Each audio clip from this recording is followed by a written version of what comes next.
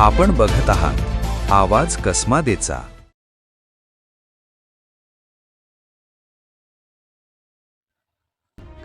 गुजरातमधील सुरत जिल्ह्यात महाराष्ट्र राज्य परिवहन महामंडळाच्या 2 बसचा भीषण अपघात होऊन 7 जणांचा दुर्दैवी मृत्यू झाला असून 38हून अधिक प्रवासी जखमी झालेत। या घटनेमुळे महाराष्ट्रासह गुजरातमध्येही हळहळ व्यक्त होतीये।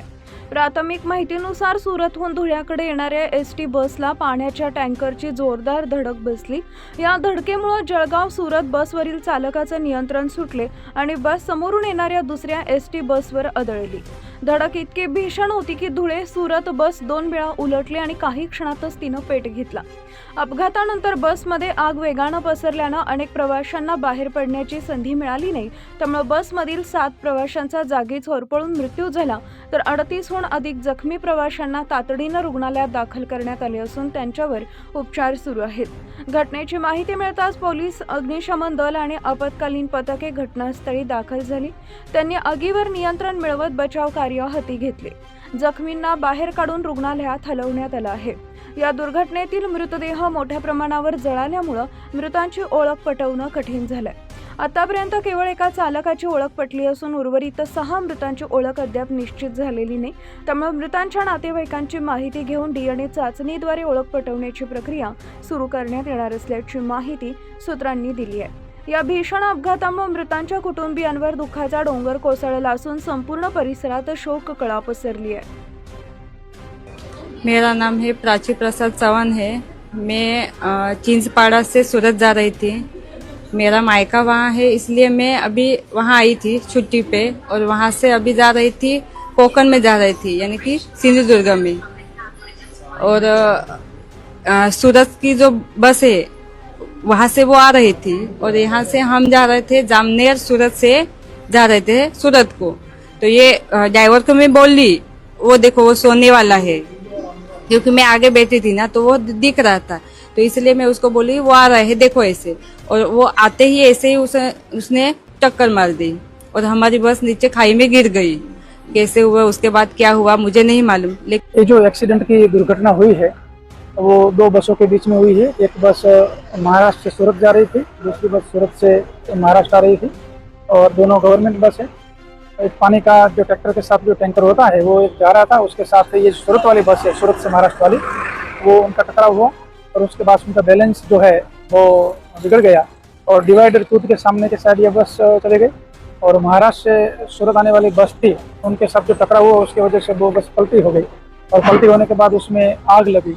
आग लगने की वजह से कुछ लोगों को इंजरी हुई है, कुछ लोगों का डेथ हुआ है, और सबको तात्कालिक हमारी दोनों डिस्ट्रिक्ट की जो टीम है सब टीम यहाँ आके सबको रेस्क्यू किया गया है। जो भी इंजर्ड पर्सन है उनको प्राथमिकता के आधार पे अभी सब डॉक्टर्स की टीम उनको सारवार दे रही है, और उनके जो परिवारजन है उनके साथ हमारी टीम संपर्क में है।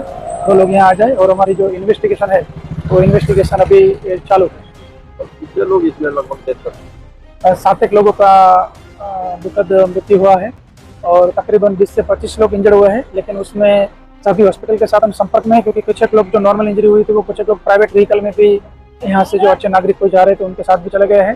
तो हॉस्पिटल से जैसे इन्फॉर्मेशन आएगी उसके मुताबिक हमारी टीम उनको नोट करती जा रही है और इन्वेस्टिगेशन में उनको शामिल करती जा रही है, ताकि एक्झॅक्ट पता बाद में चलेगा। आपल्या इथून जामनेर येथून सुरत येथे जाणाऱ्या बसचा अपघात बारडोलीच्या जवळ झालेला आहे, आणि अपघात जो झालाय त्याच्यामध्ये बसनी पेट घेतलेला होता, आणि त्यामध्ये आपल्या इथल्या कुऱ्ह्याचे जे एक ड्रायव्हर होते त्यांचा मृत्यू झाल्याची प्राथमिक माहिती आहे, आणि 7 जे आहेत लोक त्यांचा मृत्यू झाल्याची देखील प्राथमिक माहिती आहे, आणि 33 लोक गंभीर जखमी आहेत, आणि ते बारडोली आणि तेथील सरदार पटेल आणि ओमसाई हॉस्पिटल या ठिकाणी त्यांना ऍडमिट करण्यात आलेलं आहे। माझं जिल्हाधिकारी सुरत यांच्याशी पण बोलणं झालं, SDM बारडोली यांच्याशी पण बोलणं झालेलं आहे, आणि आपली टीम जी आहे बस म्हणजे जे आपले रिजनल मॅनेजर आहेत ते तिथे पोहोचलेले आहेत, आणि आपली टीम देखील त्यांच्या संपर्कामध्ये आहे। जे लोकांना परत आणण्याची आवश्यकता आहे त्यांच्यासाठी तात्काळ ट्रान्सपोर्टची व्यवस्था करण्यात येईल, आणि जे लोक तिथे ऍडमिट आहेत त्यांना त्यांच्यासाठी तिथे पूर्ण बाकी पण ट्रीटमेंटची आणि त्यांच्या खाण्याची राहण्याची व्यवस्था पूर्ण करण्यात येईल, आणि त्याच्यानंतर ते बरे झाल्याच्या नंतर त्यांनाही परत आणण्याची व्यवस्था करण्यात येत आहे। जे 7 डेड बॉडीज आहेत त्यांचं आयडेंटिफिकेशन करणं सध्या थोडंसं अवघड जात आहे, कारण त्याच्यामध्ये बर्न्ट जे आहे त्यांचं म्हणजे जळण्याचं प्रमाण मोठ्या प्रमाणात असल्यामुळे आयडेंटिफिकेशनला अडचण जात आहे. परंतु आयडेंटिफिकेशनसाठी DNA सॅम्पल्स घेण्याबाबतची पण पुढची कारवाई करण्यासाठी ॲडमिनिस्ट्रेशन सुरतचे जे आहे त्यांच्यासोबत पूर्ण कोऑर्डिनेशन झालेलं आहे.